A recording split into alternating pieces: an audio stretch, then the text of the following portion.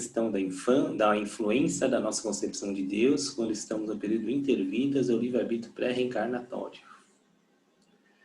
Então, vamos lá. Quando a gente está no plano pré-reencarnatório, estamos usando o nosso livre-arbítrio pré-reencarnatório, escolhendo pai, mãe, família. Qual a nossa concepção de Deus nessa hora?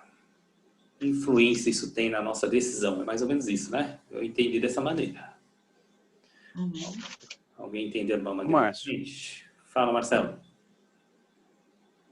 Aqui, assim, acho que até antes de entender pelo menos do meu ponto de vista, assim, essa questão como desencarnado, tem que olhar um pouquinho, acho que a visão como encarnado, porque a gente aqui tem uma visão refratada, né, separativista, coloca Deus numa forma X, uma forma Y, e leva a isso muito forte, né?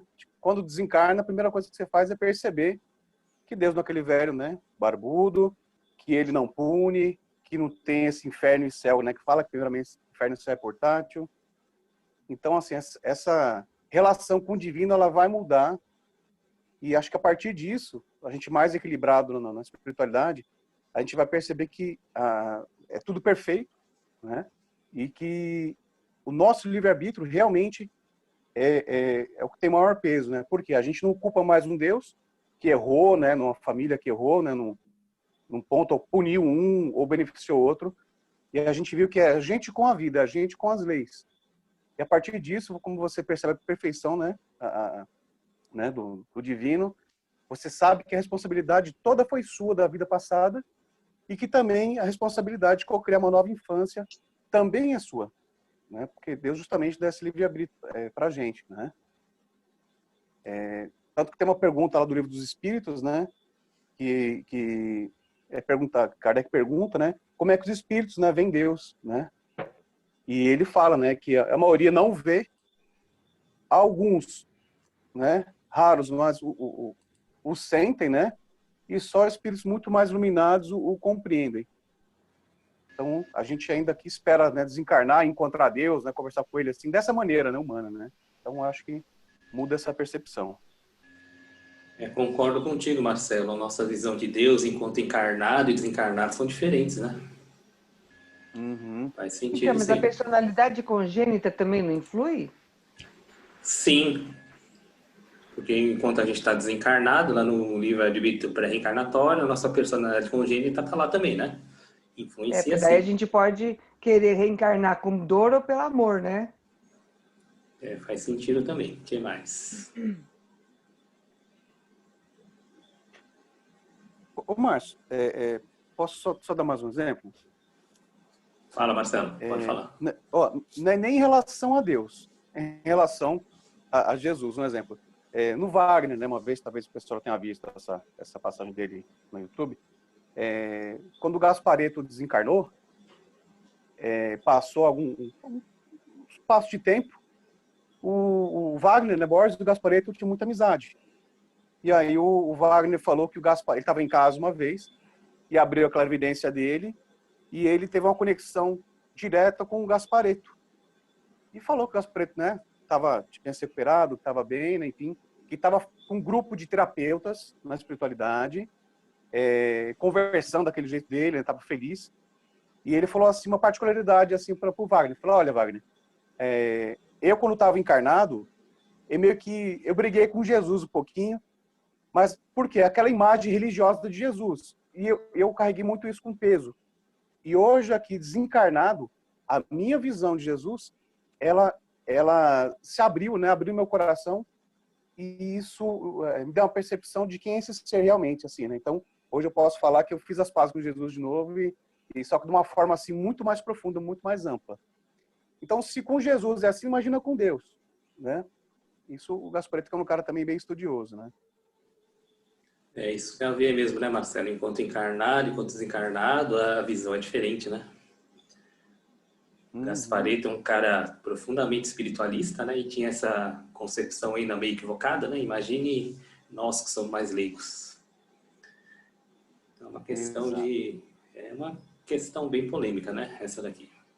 E aí, alguém tem mais alguma opinião? E aí, essa questão tá certa, então podemos ir para a próxima.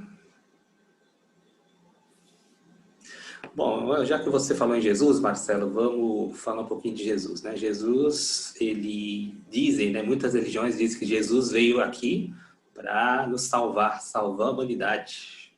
A missão dele era salvar a humanidade. Muitas religiões não falam isso. Só que Jesus, ele veio cumprir a missão dele, só dele. Não tem nada a ver com nós. Vocês sabiam? O que vocês acham? Ele veio cumprir a missão dele e não de salvar nós. Isso é tudo papo religioso. O que vocês acham? Concordo plenamente. Eu ia falar isso. Eu ia falar, nossa, acho que a gente coloca um peso muito grande nessas figuras, né?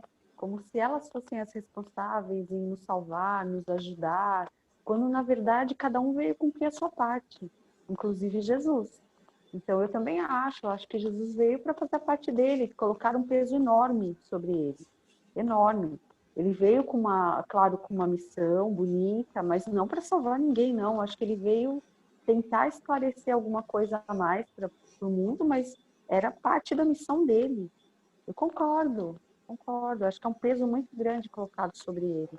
E sobre Deus também. Deus, acho que ele não está preocupado com a gente assim, dessa forma. É como se fosse assim, meu filho, vai, caminha, anda, né? Anda, vai com as suas pernas.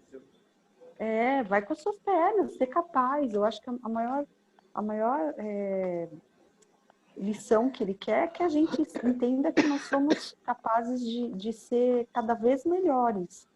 Entendeu? É como um pai e uma mãe, acho que para um filho, entendeu? Vai, filho, você consegue, né? Mas vai, é com as suas pernas, e não espere de mim. Eu acho que é por aí mesmo. E aí, alguém discorda dessa nossa opinião? É, porque pelo que foi falado agora, que caiu minha ficha, né? A HD de ponta, né? Ele fez uma pré-reencarnação, né? Ele fez um plano reencarnatório, né? Para ele. Para ele. Como todos nós. Exato. Cada um vem com a sua missão, cumprir a sua missão, não de salvar ninguém, não. Isso é tudo papo religioso, papo de jogar a responsabilidade para o outro, sempre. Então, isso eu falei para vocês que eu estou lendo a saga dos Capelinos, né? São 8 volumes, e eu estou no último, que fala sobre Jesus. E ali fala muita coisa, desmistifica muita história de Jesus, que ele era pobre. Não, Jesus era rico, filho de família nobre.